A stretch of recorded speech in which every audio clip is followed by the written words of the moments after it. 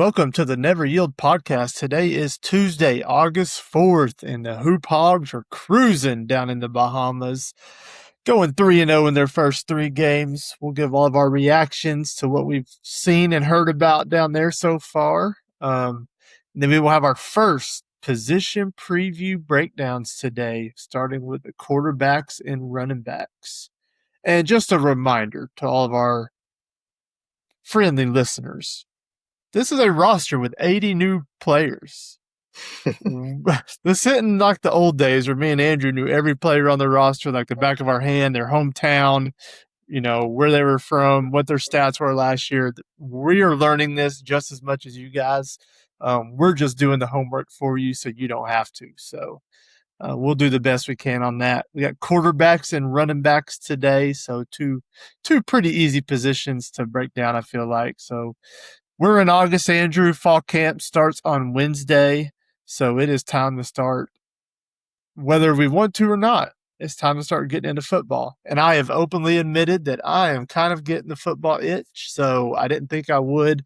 But how was your week, my man? It's good. It was good. Got to play golf a couple times. You joined me on one of those outings. We should shot take a 18 selfie under for the pod. Yeah, I should take a selfie. Yeah, we should have done Pod that. Yeah, 18 under, 4-man. Yeah. Not saying that we were major contributors of that, but we were on the team that did it. We played our fair amount of shots. Yeah, made a couple putts. Yeah, your boy chipped in from off the green for a two on a par four an eagle. That was a major need. Yeah, so well done. Yeah. And then went up to the cabin in Branson and got to play another round, little pre-birthday celebration thing. So, good times. Birthday is Wednesday, the start of fall camp. So, heck yeah. Got one good year left. That's right. Before it all comes crumbling down. Right. Yeah. He hit that 4-0. Yeah. One more year. One more year. Right. That's right. Well, that's awesome, man. We had a good time playing golf with you Friday. In a 4-man scramble, you have to remember, like, there was several holes where we hit 4 really good drives, that we would take every time. There was just maybe one better than ours on that hole, or that's a sign of a good scramble group. Whenever you got 4 balls in the fairway, you just got to pick which one went a little bit farther. That's right. But no, it was good. It was a good time. I haven't got to play as much as I want to, as I like to, but I'm ready to get back out there again. We went to a wedding in Tulsa on Saturday. We left on Friday. So that was a good time. The boys were the ring bearers in it. So cool. We had to get there for the rehearsal dinner on Friday night and do all that. And the wedding Saturday was good. A lot of fun. A lot of good DJ. A good DJ makes a wedding. So I have told people to this day that our wedding was awesome because of the DJ. The DJ made it incredible. So that's they can make or break it single-handedly. Yeah. But that was good with the Shields. Dude, that place. We were there almost 4 hours Sunday, and I still don't think we saw the whole store. Yeah, I've spent longer. I'll tell you that. I mean, we would have if we didn't have a 2-year-old. But it's just, you just can't. If you haven't been to a Shields, Tulsa has one, Dallas, Kansas City, Omaha.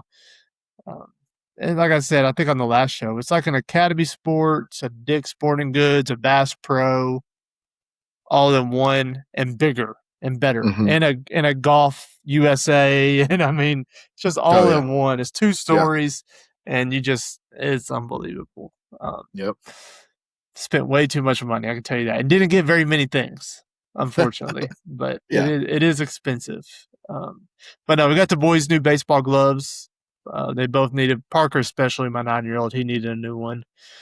And then, so we're in the process of breaking that puppy in. I forgot how hard it is to break in a real glove. It's sleep on it every night. Yeah.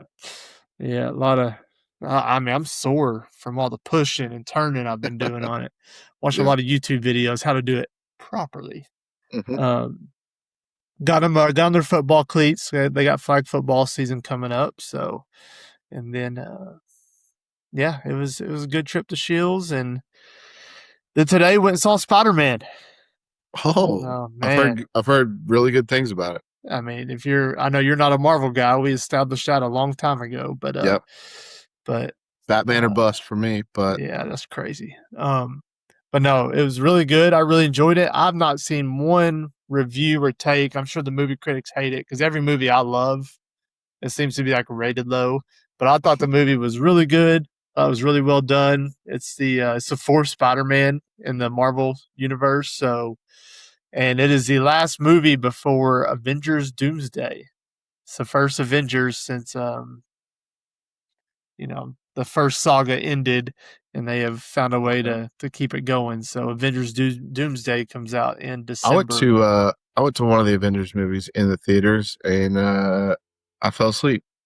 Well, So it's crazy that you went to an Avengers movie. You got to watch the ones before it. Like you got to watch the regular movies into the Avengers because they all tie I'm together. not saying look, just So 'cause I'm not a huge fan doesn't mean I haven't seen a lot of them. Now I haven't seen all of them, but I have seen I've seen all the Spider-Mans in this I guess I've seen all the Spider-Mans like before yeah, Marvel came out. Toby and all them. Yeah, Um um Matter of fact, part of the reason I got out on Spider-Man for a little bit was I think it was the second Tobey Maguire one.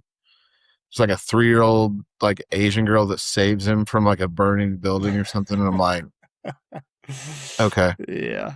why do we need you? We got Uh, 3-year-old Asian girls running around. I don't even remember that. No, so it's just something that stood out to me. I can also give you some amazing quotes from the Fast and Furious movies of why I don't like those, but Yeah. different day. But yeah, no, I've seen this all the Spider-Mans. The Iron Mans were Oh, good. I love The Tony first one Stark. especially. Yeah, Tony Stark. Um, Black Panther. I saw the first one. Yeah, so I'm not like out on them. Yeah, yeah, But yeah. Guardians of the Galaxy, Oh, love I love Chris Guardians. Pratt. Yeah, I love So I Guardians. saw Okay, those. you've seen a few more than I give you credit for. Yeah, yeah, So yeah, yeah, yeah, yeah. So yeah, and actually tried to pass the time on the way to my honeymoon. There was Avengers. Which one's the one with the rings? the it's either Avengers Infinity War or Avengers Endgame. They both have the rings. I think it was Endgame. Infinity War is where Thanos technically wins. The movie ends with Thanos snapping all the good guys out of existence, and then Endgame is where they come back and beat Thanos, and Tony Stark dies. Iron Man dies. Oh, well, thanks for ruining that for Well, me. you just No, said you see. it wasn't that one. It was the one before. It was the Okay. Okay. Infinity Yeah. Stones or Yeah. whatever. Yeah. Yeah. So I was like, I'm gonna kill time. I'll just watch this movie. It was like a 4-hour flight from Charlotte to Dominican Republic, and Thanos is the purple guy. Thanos. Yeah. Thanos. Okay, he's about to put on the Yeah. There's six. Yeah. Those five. There's five. Okay, Yeah. I was like, I can't just totally steal it from Michael Jordan, but they he's like putting on the fifth one. He's like going like this, Yeah.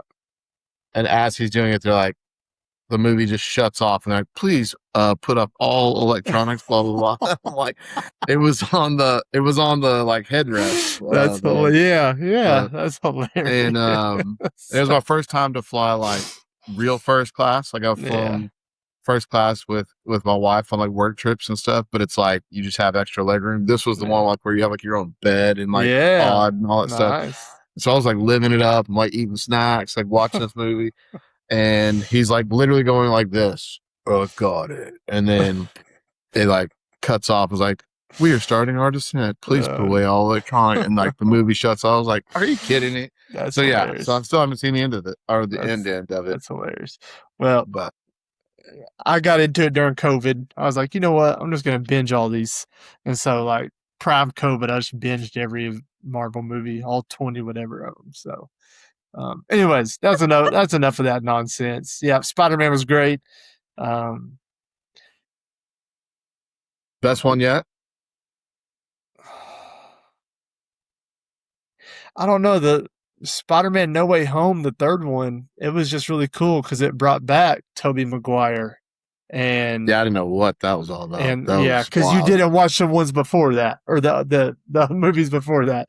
But yeah, it brought back the old two Spider-Mans from different universe. That one was really cool. So it's definitely top two to me, of the Okay. Spider-Man. So All right.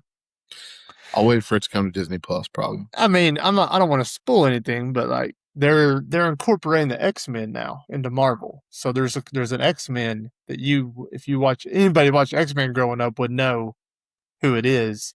I didn't Um, watch X Men growing up. all right, the Hogs went to the Bahamas. Is it still Hugh Jackman? Is he? I know that. Is it still him? He's Wolverine, but he's not. Yeah, it's not Wolverine. No, He's not X but Man. X-Men is not a person; it's a group. I thought it was a guy. No, X-Men is a group of people. That is They have their Wolverine. You they have think their Hugh own Jackman Avenger was team Wolverine? of Wolverine. X It's Men. sure exactly. Yeah, Professor X's men. Yeah, All right, Professor X.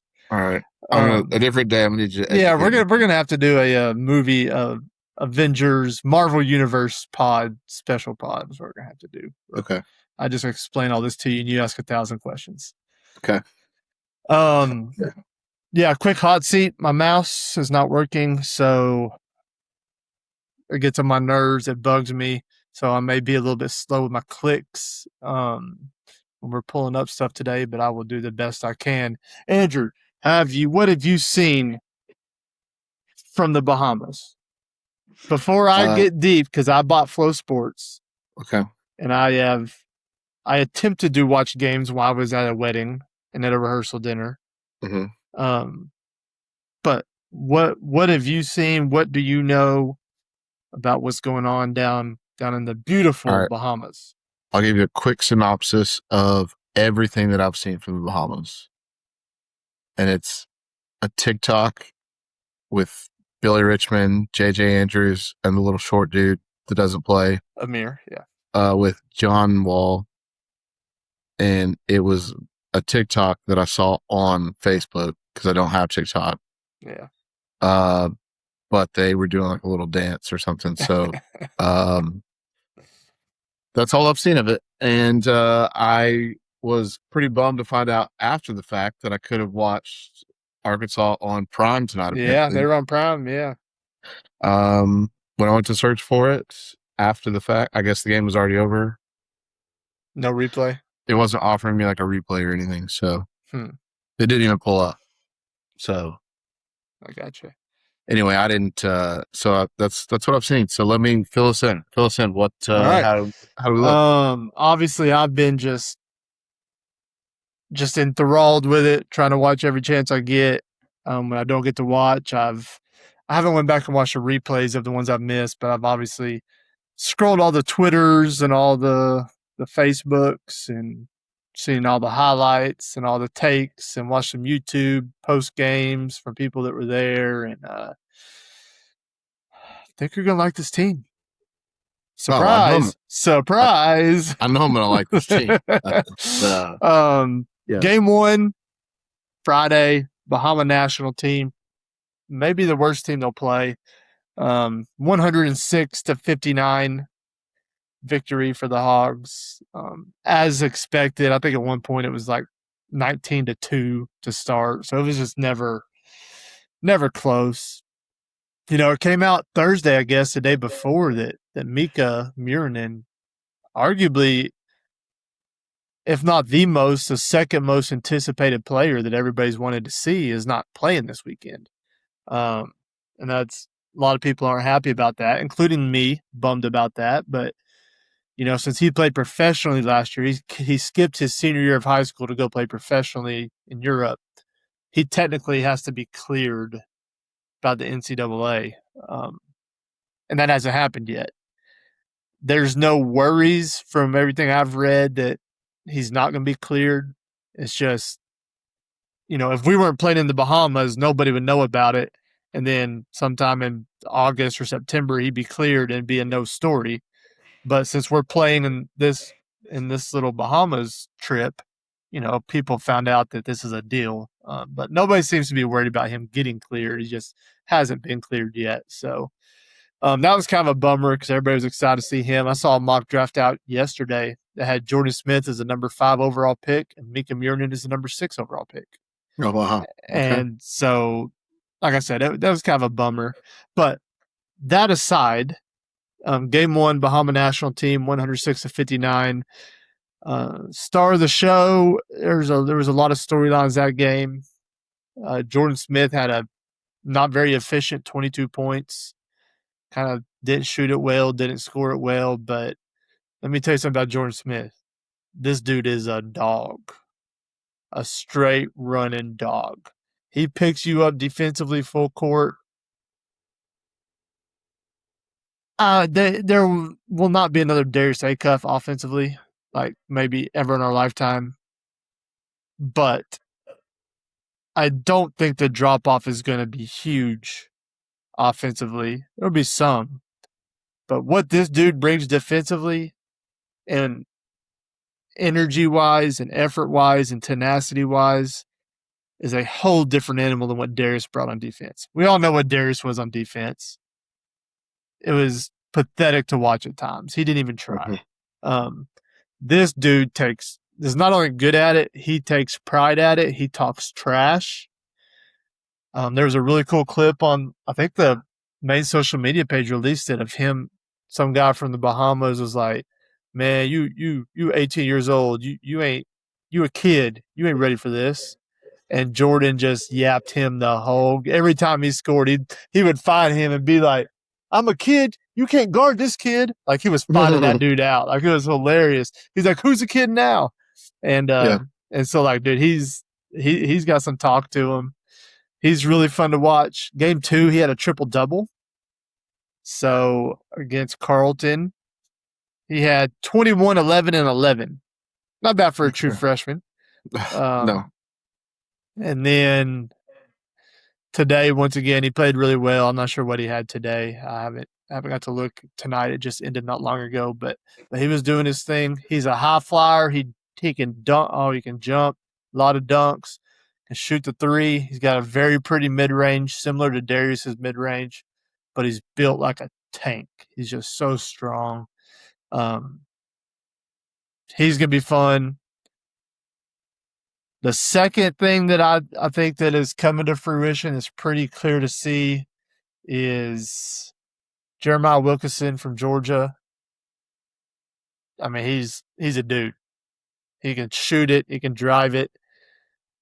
He's not much from. Obviously, we wish we would have had Malik Thomas back, but we're not losing much there. Like he's just as deadly offensively, maybe, as Malik. He's lefty, so that'd be a little change of pace to add with Billy. But yeah, he's gonna be really good. He had 26 in game 2, 26 points. Just going down the list here in my head. JJ Andrews is gonna be like Billy 2.0. He's gonna be the crowd favorite. Everybody's gonna cheer for him super loud because he plays hard. He just hustles his rear off. He does all the dirty stuff. He had a double-double tonight. I think he had 15 points, 13 rebounds tonight. Little Rock kid, obviously legacy player. His dad, Sean, we all know. I don't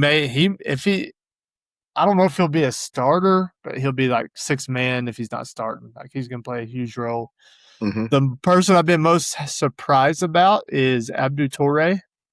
I thought maybe he was kind of a step behind the other two because, JJ and Jordan were in the McDonald's All-American game, and they were the 5-stars. And Torrey was a 5-star by a couple services, but he was a 4-star by a few.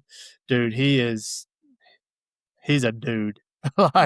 He can shoot it. He can drive it. He can jump. I mean, he plays hard. Yeah, dude, this team just can have all kinds of pieces. And then, thinking about the bigs, so obviously with Mika not playing, even though he's more of like a stretch 4, the big that's been most impressive so far is Caleb Origu. I found out it's Origu. You pronounce Oreegu. That's how it's pronounced, Origu. Okay. Dude, he's mean. He's big. I can't believe he's only going to be a high school senior. He's bullying people around. The Bahamas team had a 36-year-old post player, and he was like pushing him around like it was nothing. He's physical. I didn't know if he'd be ready for SEC play, but I think he's going to be just fine. He may be our starting five, honestly, when it's all said and done. He's looked really good. Anyways, game 2, Carleton College, 99-58 win. Carleton College, I didn't know this. They won the Canadian National Championship in Division 2. So Okay. they're like, they can actually function a little bit. They kept it close for a minute. I think like 5 or 6 minutes. It may have been like 16-12 or something. And then we pulled away late from them. And then today they played Toros de Vale. I think it's a Colombian national team. It was 37-29 at halftime. 91-49 final. So, I mean, I was happy to see him get pushed a little bit. I was happy to see him have to fight through some adversity. They just looked sloppy the first half. I got to watch it. Billy had like 4 turnovers in the first half, and but they needed to be pushed a little bit. So, and then they showed the second half kind of what they are and what they can do. But yeah, couple notes I put here. George Smith Jr. is a dude. I could see him being a top 5 pick. Abdu Torre has been my biggest surprise. As I said earlier, I think people will love him. J.J. Andrews will be another fan favorite. Davion Thompson, I forgot to talk about him. That's the other point guard that reclassed. Should be a high school senior this year. He's our best shooter on the squad. Okay. He can light it up. Yeah, I don't know how they're going to find minutes for him, but if we need to hit some shots, he'll be in the game. He can really shoot it. He's a true point guard. He's crafty. I think he'll see some minutes. Jeremiah Wilkinson, SEC experience, led Georgia in points per game, so he'll be there. Let's see, and nobody's talking about Billy Richmond. Like, Billy's doing his thing.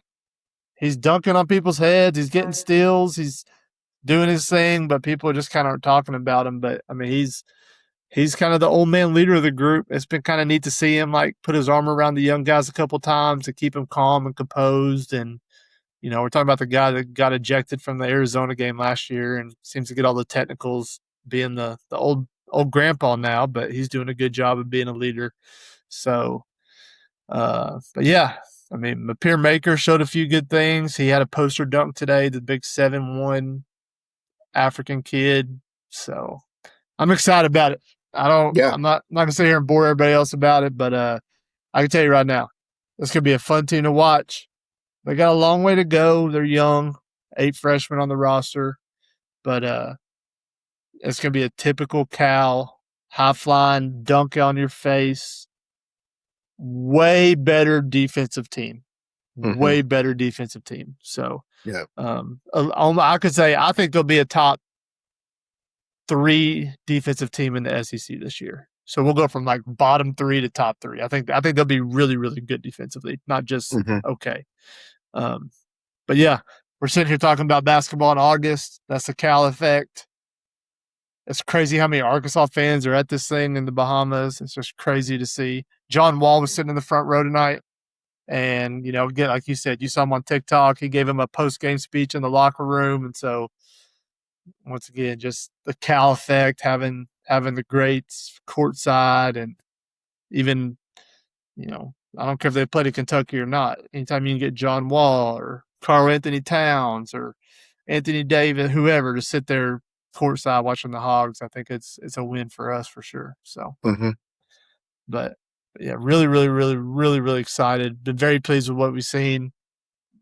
Tomorrow, I think they have Calgary is who it is. I don't know. Maybe one of the easier games. Hopefully they come out in their last game and go crazy. So that's finish on a good note is in their last game is what I'm hoping for. But yeah, if you don't have Flow Sports, you guys, it's really easy. Like, so Flow's actually posting the games on YouTube a day later now. So you can get on YouTube and watch the replays. They didn't even announce they were doing it until they did it. So a lot of people who bought Flow were kind of mad because they could watch it for free a day later. But yeah, you can get on YouTube and watch them. And if you just follow the Razorback basketball social media pages, they're posting a lot of highlights. And Stream You on TikTok is like following them behind the scenes and stuff. And it's been really cool to kind of get a behind the scenes look of what's going on. Like there was one video that Cal was laying out on a lounger at the resort with his shirt off, talking to the guys, and it just kind of caught me off guard. Like, and they got, they were just being silly, and so that's pretty cool. So I Stream You on Okay. TikTok. So Andrew can't watch that; he's TikTokless, but he can watch everything Talkless. else. He can watch everything else. Yeah. Anyways, so that's your basketball recap. Probably won't talk a ton about basketball moving forward. After maybe the next pod, we'll just touch on how their last game went. But now that the roster's finalized, the Bahamas trip's over. Just unless there's some kind of weird, crazy news come out, they'll just be practicing. And There was some big news today. Malik Ewan reinstated, but not going to play at Arkansas. Okay. He is going to play for a former Razorback coach for all of 24 hours. I don't even have any idea what you're talking about. He's going to go play for the Oregon Ducks. Oh, I see. Dana Altman. Oh, Malik Ewan going to Oregon, huh? Yes, supposedly. Yeah. Okay. Yeah, I mean, that's some big news, obviously, that I guess a judge in Colorado, which is just crazy to me how this works. Yeah, I don't understand it. Said that, they implemented the 5-for-5 rule starting this year. So you get 5 years to play 5 years. Period. End of story. So now you can be a fifth year. I mean, you get 5 years. There's no more 4 years of eligibility, but it gets rid of all these guys who are, these Diego Pavias and all these guys who are trying to play 7-8 years in college. Well, this guy, this random judge in Colorado, however this works, said that this has to start for last year's guys. They get a fifth year. Period. End of story. So all these guys who were played last year that only played 4 years, if they want one more year, they can get it. And so I don't know how that affects anything. For us, basketball-wise, it doesn't. Our roster's set. I've heard some people talk about football, like trying to get a couple of those guys from last year that who was one of our offensive tackles last year? I don't remember. But I'm drawing a blank on all these. I try to forget last year's football season. But anyways, there was a couple football players that played last year that hadn't played, that didn't make the NFL, and they didn't obviously go in the portal to transfer to another team. And there's like a handful that can maybe come back and play another year if Silverfield wanted them to. I don't know, but that's how Malik Ewan got that waiver, I think, so quick was. But good for him. Go out to the West Coast and play some. There was a lot Big of Ten basketball. People, yeah, there was a lot of people holding out, thinking that he would come back here. So, but I mean, I was one of them. I think Cal just got tired of waiting, and he's like, "Dude, I gotta go get some other guys." Yeah. So yeah, he had to fill the roster out, or I would have taken Malik Ewan back. I mean, in a heartbeat. He was kind of a double machine down the stretch for us. Yeah. So, all right. Position preview. Football season is here. Like we said, fall camp starts on Wednesday. Is it who does Trey Biddy write for? 24/7, right? Yeah.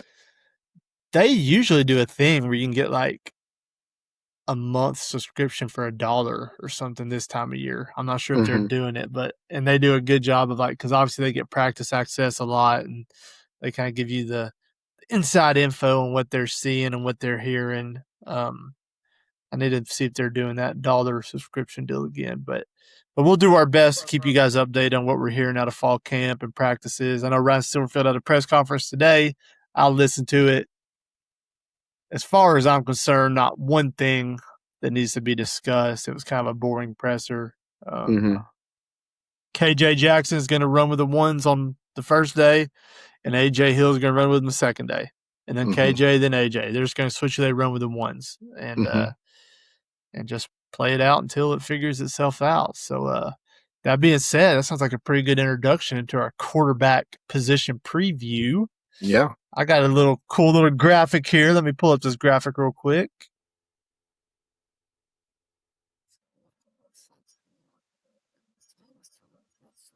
All right. There we are. All right, there's our two dudes right there.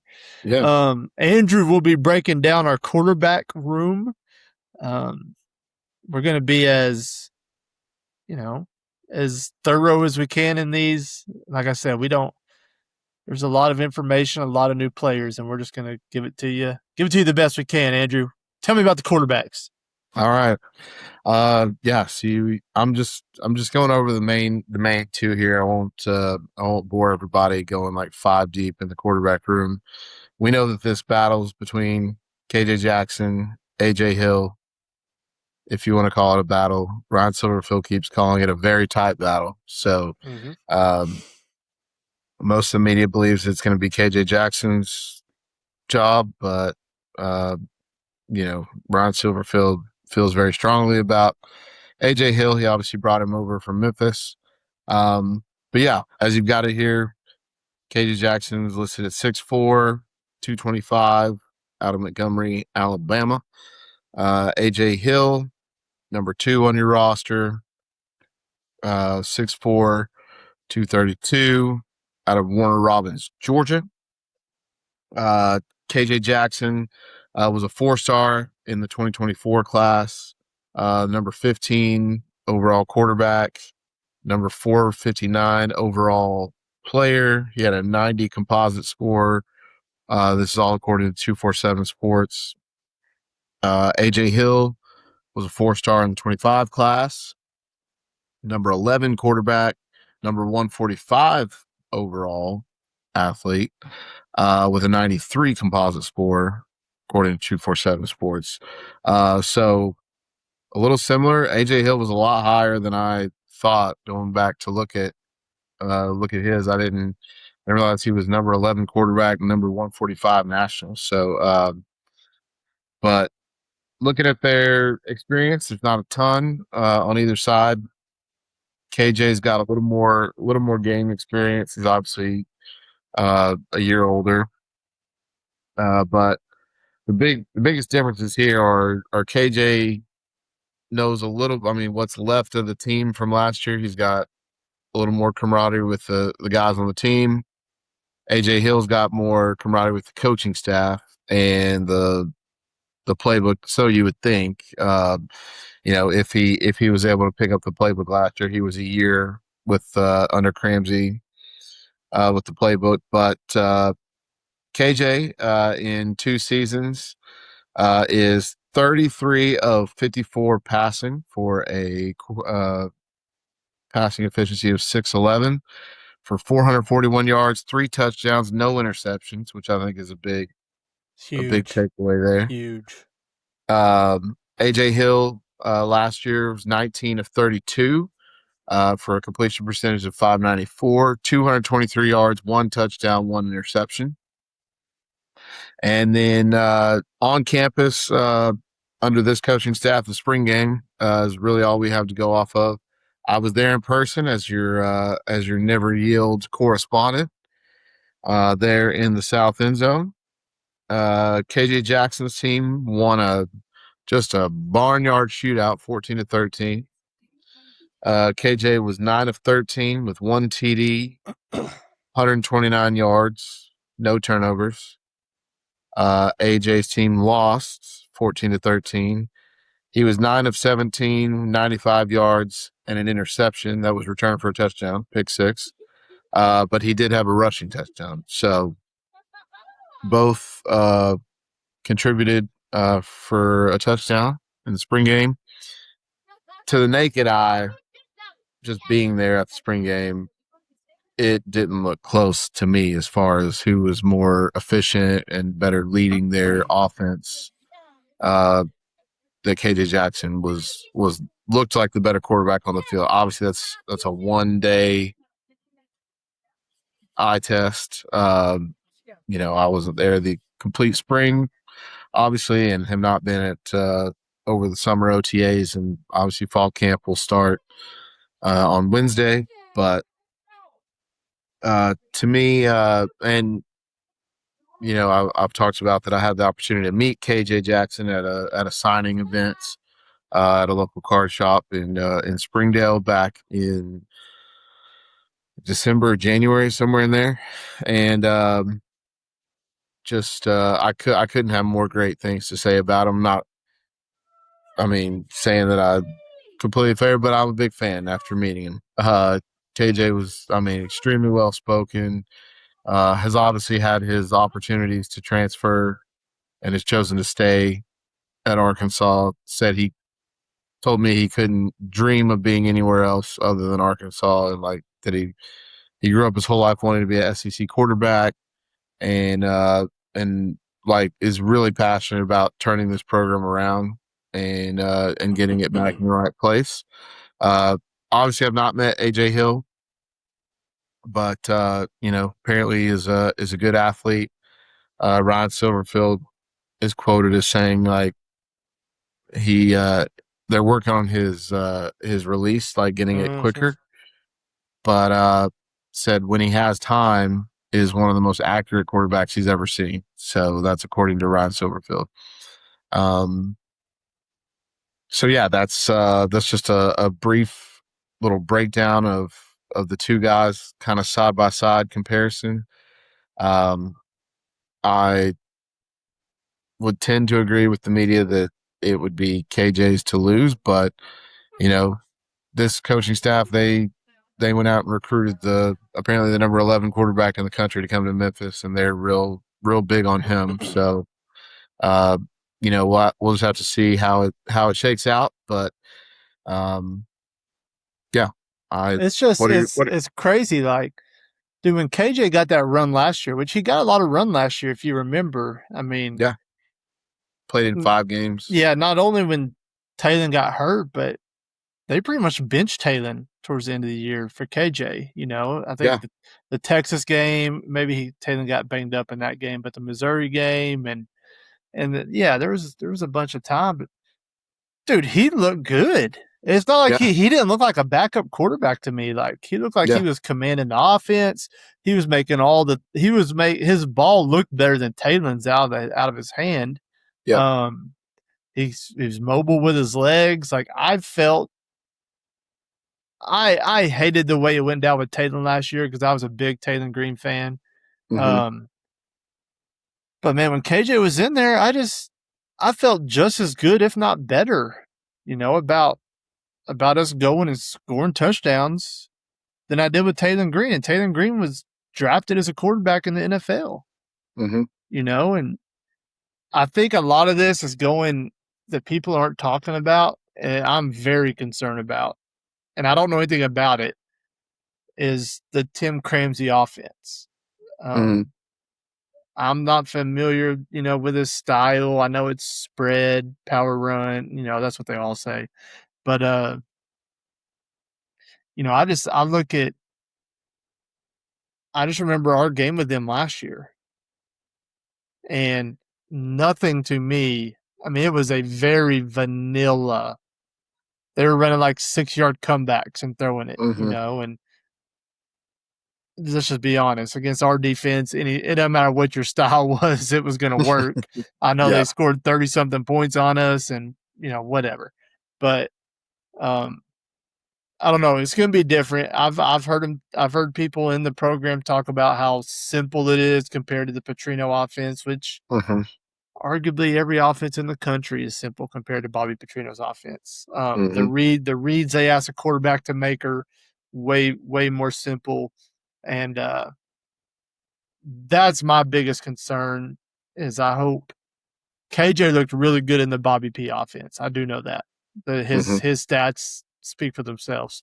I hope the style in the offense don't hold him back, and Yeah. they really pulled pulled out his strengths and pulled out what he's good at and let him throw the ball around the field. Let him use his run game, his athleticism.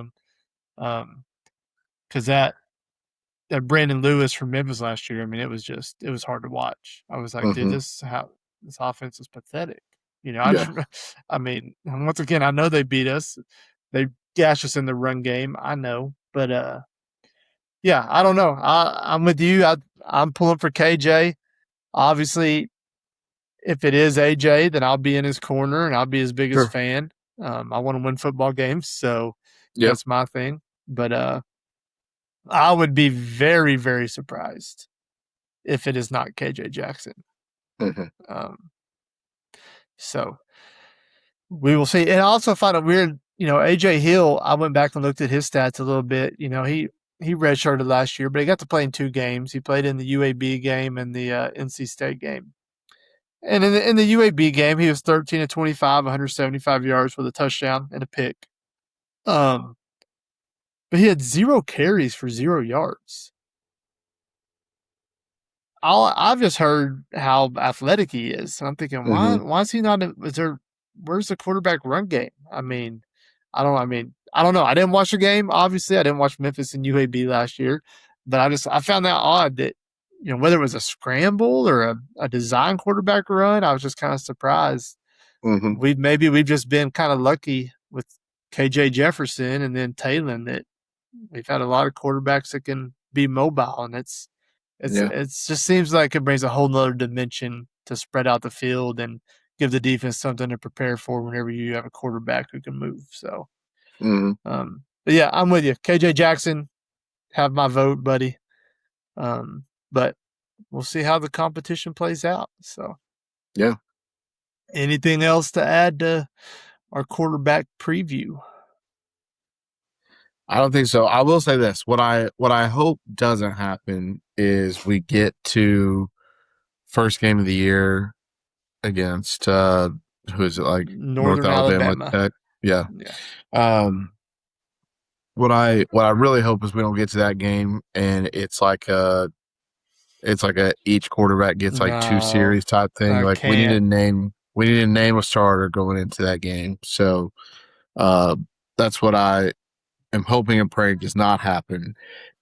I'm fearful with how high Ryan Silverfield talks about AJ Hill that he's going to try to do something to work it in there. But I just think for the betterment of the team, you name a starter going into week 1. Yeah. You're not still doing the Ryan Sorhan gets a series or 2, and then we're bringing in Matt Jones type thing. Yeah. Like I want it to be whoever it is. Like just let them be the quarterback for game 1, and let's have a strong because we're gonna need our whoever it is to be strong mentally. I mean, strong mentally and to prepare for Utah week 2. So Yeah. yeah, I just hope No, hope and I they. think so. Ryan Silverfield, one thing he did say at his press conference today when he was asked about the quarterbacks was he said, I don't know how long this battle will go. He said, could go up to the first game. He's like, but when you get to the first game, if you have 2 quarterbacks, you have no quarterbacks. Hmm. So that was his word for word quote. So Okay, I think good. I'm thinking hopefully that's his plan also Yeah, is to have a guy before the first game and you ride with your guy. yeah. So um, that would be ideal. All right. Quarterback preview down, running back preview. Here we come. Shout out Um, on these graphics, by the way. They look fantastic. yeah, I worked real hard on it. I'm just kidding. Thank you, ChatGPT. It's crazy because I do it. So in my line of work, I use ChatGPT a lot, as I feel like you almost have to in today's world. But when you ask him to make graphics, so I said, give me a graphic. I told him what I was doing. I told him the names that I want, and it spit out this graphic with and it had it had all 5 of these names, and it had like 3 white dudes as their headshot. And I'm like, dude, what are we doing? And it had Braylon Russell from Dallas, Texas. I'm like, do you just make stuff up? Like, do you even try to get this right? I don't care how cool the graphic looks. You got to at least get some of these things right. Yeah. Um, but yeah, so I had to tell him to fix a few things.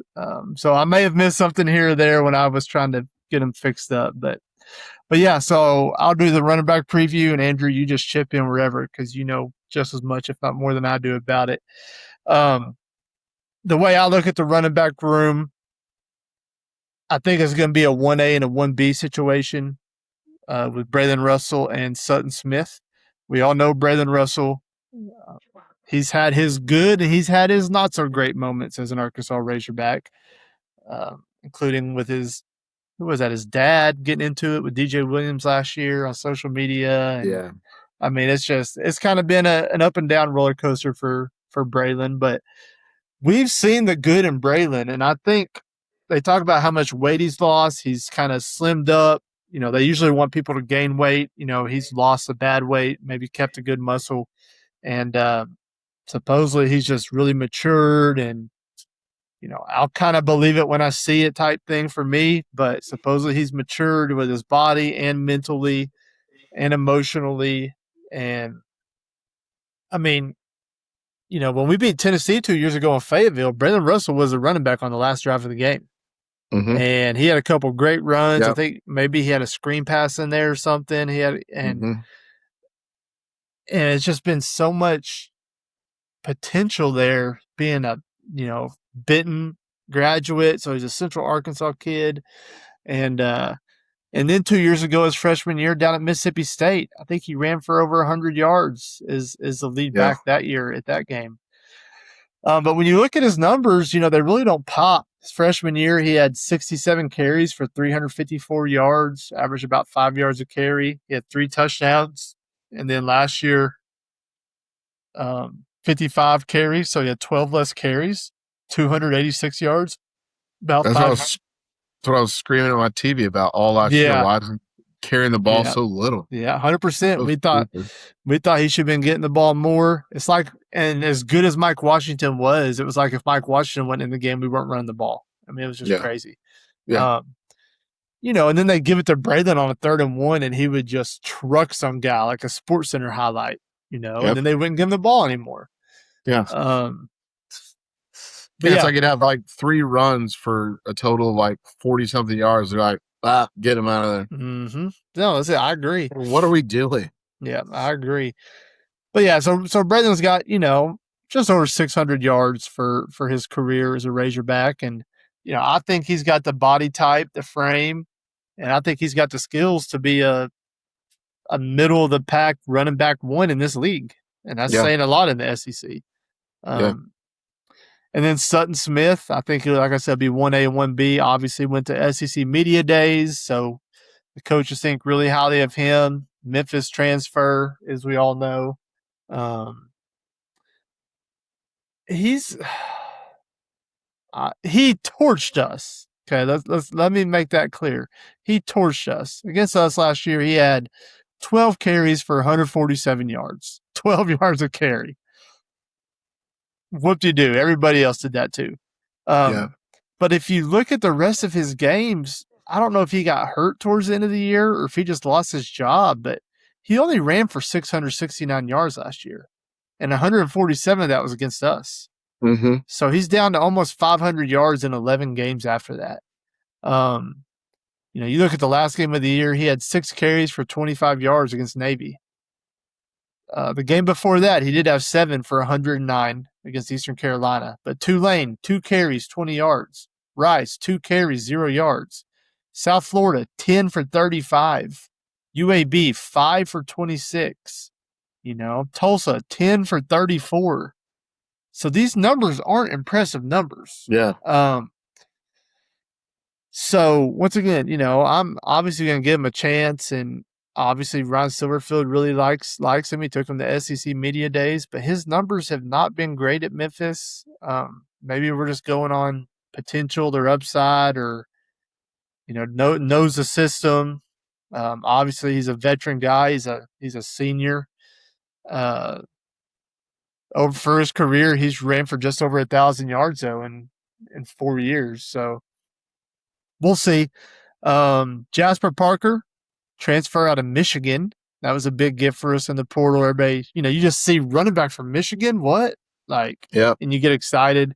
He redshirted last year. He's technically a sophomore now with the new 5 for 5. There is no red shirts.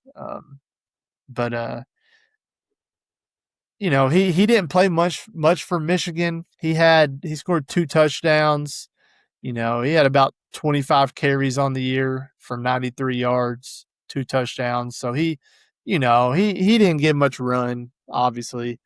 Um, but they say he's a big, strong guy. Obviously, coming from Michigan. I know old Sharon Moore got us in trouble last year, but they're a run the football team. They have the hardball DNA still when even after he left. And I want to believe that if they brought a 4-star out of high school like Jasper Parker into Michigan with the style that they play, that they see something in that kid. Yeah. And so, I'm definitely going to give him, I don't know what his carry load will be, but I think I want to see him with the ball in his hands. I want to see what kind of runner he is. I want to see what kind of plays he can make just from that pedigree of being a 4-star to Michigan. I want to see it. So I hope he gets in the rotation. And then I got TJ Hodges and Cam Settles over here. Both Arkansas guys. TJ Hodges, true freshman from Bryant. Cam Settles, he's a sophomore from Little Rock.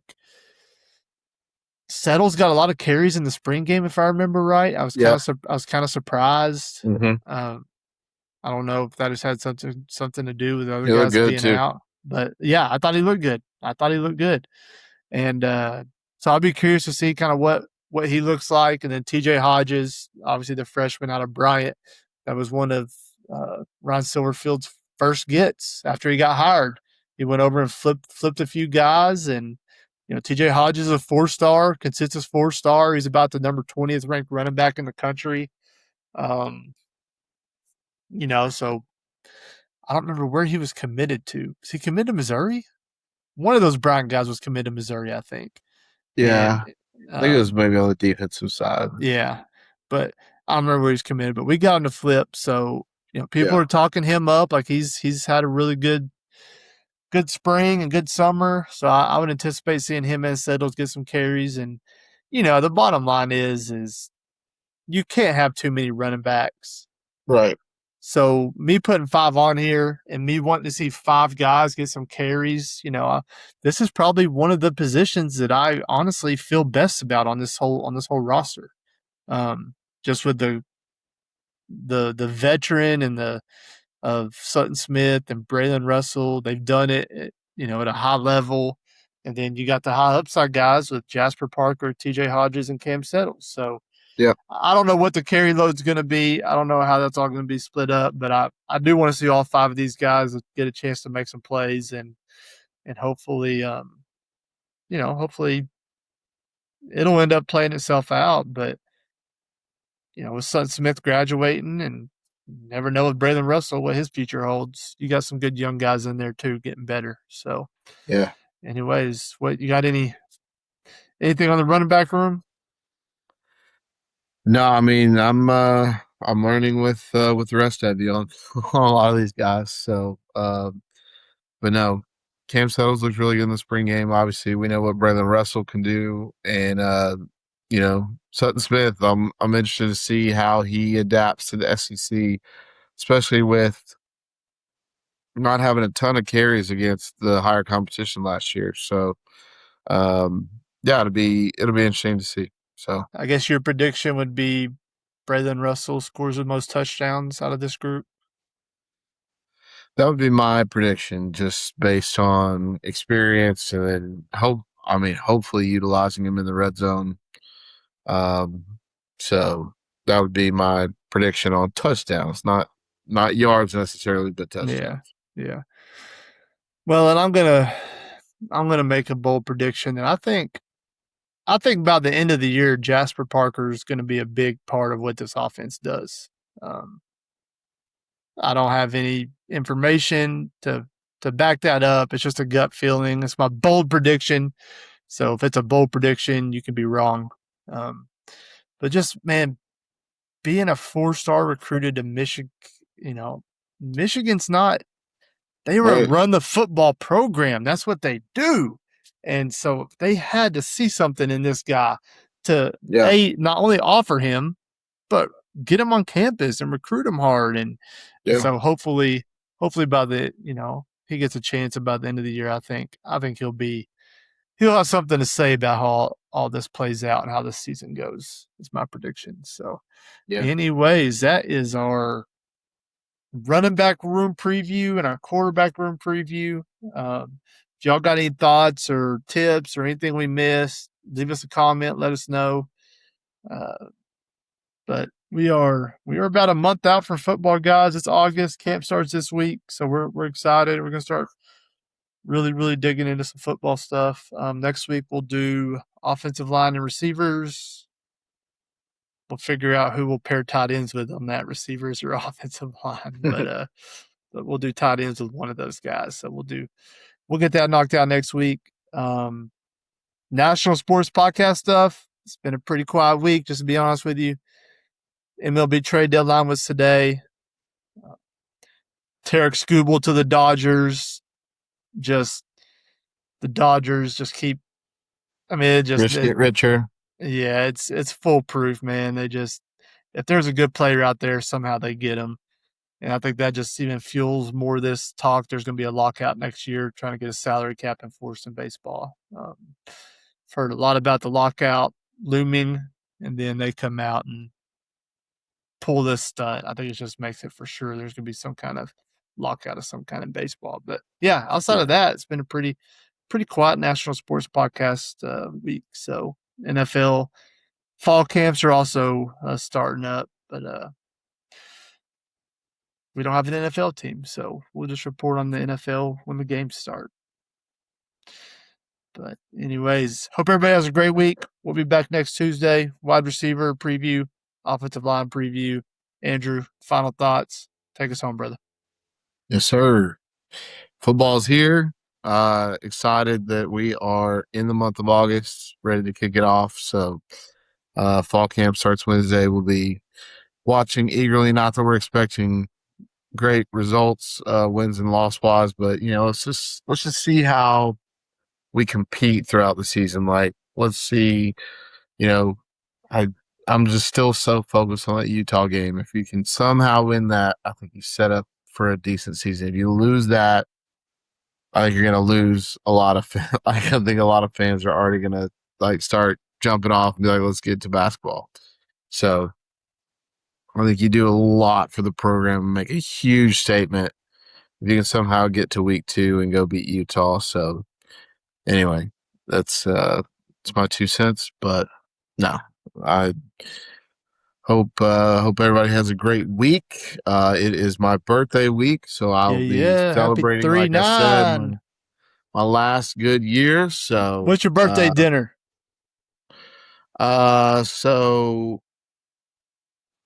I mean, typically I would do a steak. I usually like to go to Doe's, and for my birthday, it's like my jam. I have to go to Fayetteville now. Yep. Bentonville won't close, but yeah, I do the usually I get the tamales, and then I do the queen fillet Mm-hmm. at Doe's. They do have a king fillet, but I go with the queen because my wife will order chicken strips about just about everywhere she goes. So, but theirs are really good with their fries and their honey mustard, and so I uh, I usually grab one of those, saving just enough room for a chicken strip There you go. from there. But yeah, I go Doe's for my Yeah, birthday gonna have to usually. make the trip down to Dixon and get that this year, brother. I know. So we will see. All right, man. Well, you have a happy birthday, my man. Everybody else have a great week, and we will see y'all next Tuesday. Take us home. All right, stay classy, never yield, go Hogs. We're big.